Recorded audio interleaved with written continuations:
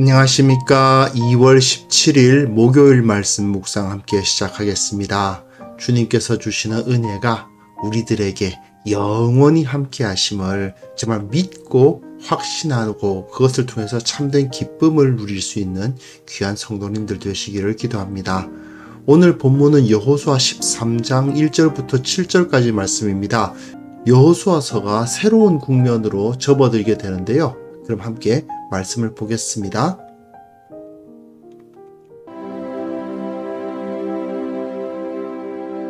여호수아가 나이가 많아 늙음에 여호와께서 그에게 이르시되 너는 나이가 많아 늙었고 얻을 땅이 매우 많이 남아있도다.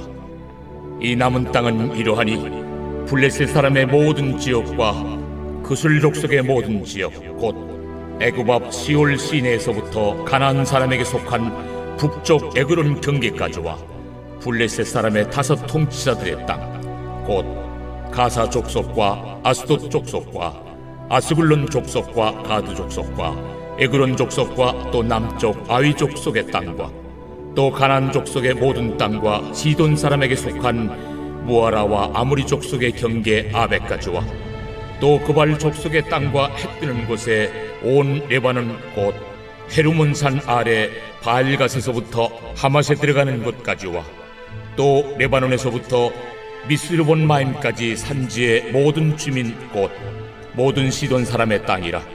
내가 그들을 이스라엘 자손 앞에서 쫓아내리니 너는 내가 명령한 대로 그 땅을 이스라엘에게 분배하여 기업이 되게 하되 너는 이 땅을 9 지파와 므낫세 반 지파에게 나누어 기업이 되게 하라. 네, 이제 정복 이야기, 이제 1장부터 12장이 끝났습니다. 그리고 새로운 국면으로 접어들게 되죠. 여호수아가 정복한 땅을 이스라엘에게 분배하는 이야기입니다. 그런데 여호수아서의 내용 중에서 제일 재미없는 부분이에요. 읽다 보면은 굉장히 좀 지루한 부분이긴 합니다. 여하튼 분배 이야기를 한번 나누어 보면요. 이렇게 도입부가 오늘 읽을 본문부터 시작해서 14장 5절까지 도입부가 있고요. 그 다음에 14장부터 19장까지가 이렇게 동시문 구조, 카이아스틱 스트럭처를 통해서 만들어져 있습니다. 갈렙의 기업을 나누어주는 이야기로부터 시작해서 여호수아의 기업을 나누어주는 이야기로 끝나는 이 부분이 쭉 이어져요. 그 다음에는 유다와 요셉 지파가 처음에 받게 되고 이 이스라엘에서 가장 강한 지파 유다와 요셉, 그러니까 에브라임과 므낫세 지파가 이 기업을 받게 되고, 그리고 그 중앙에 실로라는 곳에 회막이 세워지고, 그리고 아직까지 그 기업을 받지 못한 나머지 7 지파를 어떻게 할 것인가에 대한 대책이 나오는데, 결국은 나머지 7 지파에게 이렇게 땅이 주어졌다라는 이야기가 나오고, 여호수아가 마지막으로 기업을 받는 이야기로 끝나는 그런 모습을 볼 수가 있습니다. 이 부분을 통해서 이스라엘에게 하나님의 언약이 완벽하게 이루어졌다라는 것을 보여주는 것이죠. 이 도입부가 있는데요. 13장 1절부터 14장 5절까지가 도입부인데 이 도입부는 다시 그 밑에 이런 이야기가 포함되어 있어요. 땅을 분배하라고 하는 하나님의 명령이 주어지고 땅을 분배했다고 하는 이스라엘의 순종으로 끝나요. 그리고 그 가운데에는 요단강 동편이면 이미 모세 때 그 땅을 정복한 곳 아닙니까? 그 땅이 어떻게 정복되었던가를 회상하면서 이 명령을 이어가고 있습니다. 이건 모두 다 언제 주어진 것입니까? 모세가 살아있을 때, 즉 율법이 기록될 때의 분배입니다. 모세가 하나님의 말씀을 받아서 그 땅을 나누어 주는 것을 기초로 그 모습을 보고 여호수아가 또한 그 나머지 이스라엘 지파들에게 그 땅을 나누어 주게 되었다라는 것을 알게 되는 거죠. 오늘 본문 보시면요. 오늘 본문은 그렇게 길게 다룰 것은 별로 없습니다만은 여호수아가 나이가 많아 늙었다라는 말이 나와요. 그리고 나이가 많아 늙었다라는 말이 2번 나오죠. 나이가 많아 늙었다 이런 표현은 사실은 창세기에서 아브라함이 나이가 많아 늙었고 이삭이 나이가 많아 늙었고 이런 표현이 나옵니다. 그러면 그 다음 세대에게 그것을 전수해 줘야 될 때가 됐다라는 것을 의미해요. 근데 얻을 땅은 매우 많이 남아 있어요. 그 땅이 많이 남아 있다. 어떤 땅이 남아 있는데 하는 것이 오늘 본문입니다. 어떤 땅이 남아 있느냐 하면 블레셋 사람의 땅이 남아 있습니다. 블레셋 사람의 땅이 어디냐? 이쪽이 이제 블레셋 사람의 땅이거든요. 즉 남쪽에서 아직까지 여호수아가 다 정복하지 못한 부분들이 있는 겁니다. 이 지역이 블레셋 사람의 땅인데 재미있는 것은 이스라엘이 원래 그 차지하라고 했던 땅은 가나안 7족속의 땅이었습니다. 가나안 7족속에서 이 블레셋이 포함되느냐 하면은 그렇지가 않습니다. 가나안 7족속, 아모리, 브리스, 가나안, 헷, 기르가스, 히위, 여부스. 블레셋이란 이름은 거기에 포함되어 있지 않아요. 블레셋은 그 싸움을 진행해 나가다 보니 이 7족속에는 포함되어 있지 않음에도 불구하고 적극적으로 이스라엘을 대적하는 자들이었습니다. 마치 아말렉과 같아요. 아말렉 역시 이 7족속에 포함되지 않지만 이스라엘의 원수가 되지 않았습니까? 아말렉이 먼저 이스라엘을 쳤습니다. 가나안 7족속은 먼저 이스라엘을 친 족속들이 아니에요. 가나안 7족속은 너무나도 그들이 하나님 앞에서 범죄가 심해서 그 죄가 가득 찼기 때문에 하나님께서 그들을 심판하기 위해서 이스라엘을 들어 쓰신 거예요. 그런데 가는 길목에 아말렉이 이스라엘을 쳤죠. 그렇기 때문에 아말렉은 가나안 7족속에 포함되지 않음에도 불구하고 이스라엘의 원수가 됐고, 그리고 가나안 정복 전쟁을 해 나가다 보니 거기에 블레셋이란 자들이 있는데 이 자들이 또한 이스라엘에게 강력하게 대적을 하는 겁니다. 그렇기 때문에 마치 아말렉과 같이 블레셋이 이스라엘의 대적이 된 거죠. 그래서 블레셋 사람의 땅을 이스라엘이 차지해야 되는 상황이 벌어지는 겁니다. 그 다음 본문 보시면 가나안 족속의 모든 땅과 시돈 사람에게 속한 모아라와 아모리 족속의 경계 아벡까지와 여기가 어디냐 하면 이곳입니다. 북쪽이죠. 남쪽 지역과 북쪽 지역을 나누어서 먼저 남쪽부터 언급하고 그 다음엔 북쪽 지역을 언급하면서 이 땅을 차지하라고 명령을 하신 겁니다. 여기선 가나안 족속입니다. 가나안 족속의 모든 땅을 다 차지했느냐 하면 여호수아가 대부분을 다 차지하긴 했어요. 그 7족속을 다 쫓아내고 다 진멸했습니다마는 아직도 조금 남은 데가 있었던 거죠. 그래서 이 가나안 족속에 아직까지 차지하지 못한 땅을 네가 다 차지해서 9지파와 므낫세 반지파에게 나누어 기업이 되게 하라. 르우벤, 갓, 그리고 므낫세의 반지파가 동쪽에 차지했으니까 서쪽의 나머지 9지파 반이 서쪽을 차지하도록 하라고 명령을 하시는 겁니다. 여기서 중요한 것은 첫째는 블레셋이고 또 하나는 가나안이죠.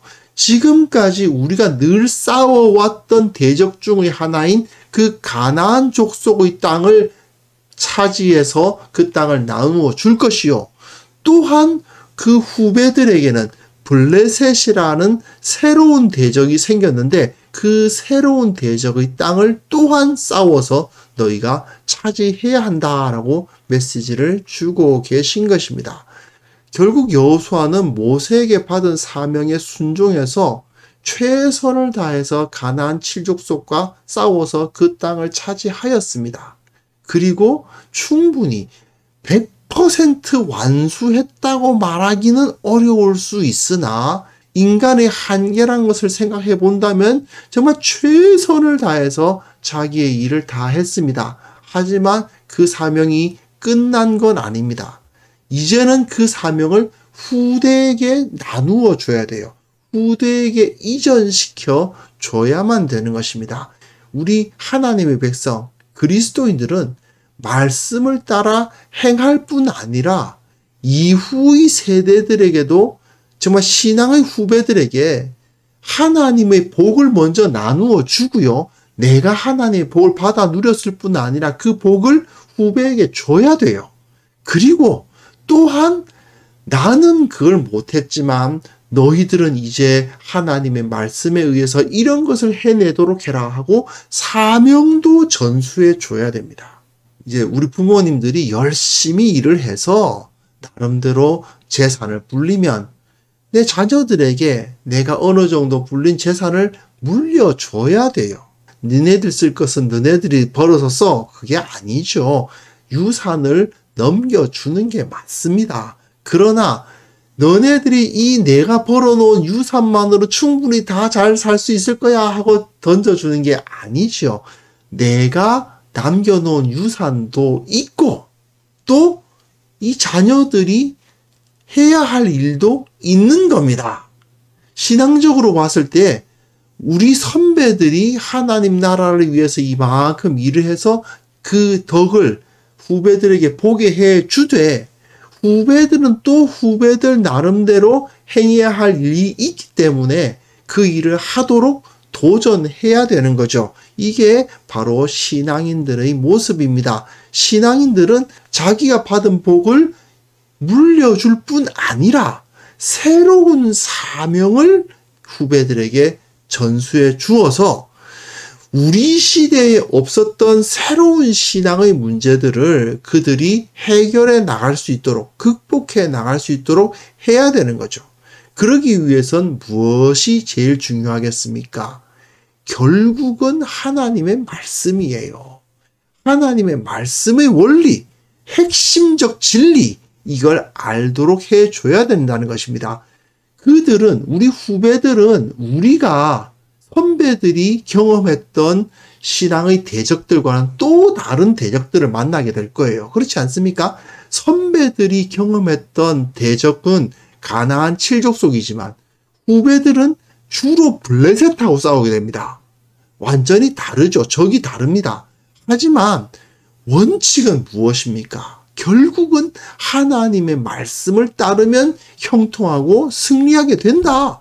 이거 아니겠습니까? 가장 중요한 하나님의 말씀을 따라 그 진리를 따라서 싸워나갈 때 이긴다는 그 사명, 그 원리, 그 진리를 후배들에게 넘겨줘야 된다는 거죠. 자, 우리는 과연 내가 내 인생에서 무엇을 남길 수 있을 것인가를 한번 생각해 보았으면 좋겠습니다. 우리 사랑하는 자녀들에게 뭘 남길 수 있을 것인가? 예. 재산을 남길 수도 있고요. 재산을 남기는 것이 나쁜 것은 아닙니다. 재산을 남겨줄 수도 있고요. 재산 이외에도 다른 좋은 것이 있다면 남겨줄 수 있겠죠. 하지만 가장 중요한 것은 결국은 신앙이고 주님의 말씀의 진리를 따라 살아가는 그 모범이 우리가 되어야 됩니다. 그 모범을 보여줌으로 말미암아 그들도 우리가 걸어가는 그 길을 따를 수 있도록 하는 것이 옳습니다. 그러기 위해서는 먼저 내가 하나님의 말씀으로 충만해야 될 것이고, 그리고 하나님께서 내 인생을 인도하신다는 사실을 확신하는 그 모습 온전히 갖고 있어야 되겠죠. 그리고 이 후손들에게 그것을 모범으로 보여줘야 되지 않겠습니까? 이것을 놓고 함께 기도했으면 좋겠습니다. 기도하겠습니다.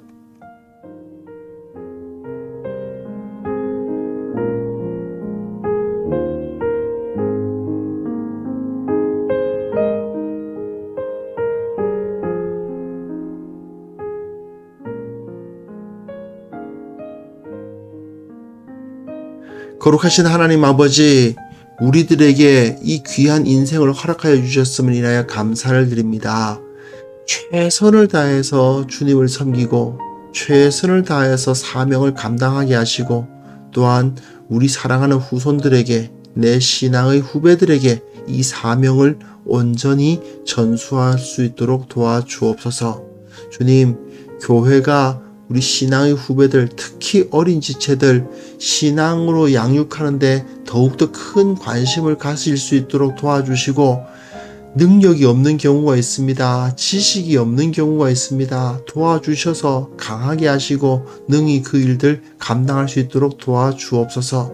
주님, 특별히 세상의 여러 가지 덧없는 지식들, 그것만을 추구하는 자들에게 영원한 하나님 나라의 진리가 무엇인지를 알게 하시고 진정으로 가치 있는 것이 무엇인지 깨닫게 하셔서 거룩한 지식, 영원한 지식, 인간에게 반드시 없어서는 안 되는 참된 진리를 저들에게 알게 하시고 저들이 주님 앞에 무릎 꿇는 일들이 일어나게 하여 주옵소서.